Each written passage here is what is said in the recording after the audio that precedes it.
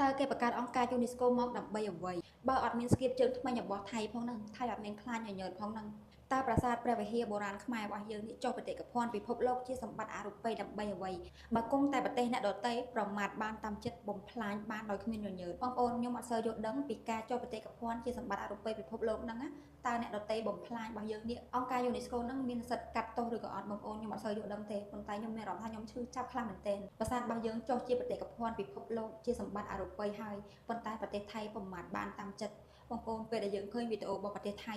ឃើញពួកវាបាញ់បំផ្លាញប្រាសាទរបស់យើងពួកជនជាតិថៃគឺសប្បាយអរខ្លាំងណាស់បងប្អូនសើចក្អាកក្អាយជាមួយក្នុងការបំផ្លាញរបស់យើង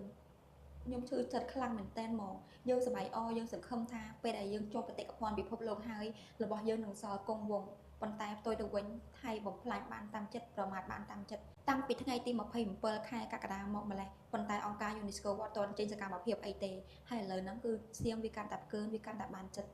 គឺវាធ្វើដល់គ្មានញញើតគ្មានស្គៀបជើងថ្មិញរបស់វាទេ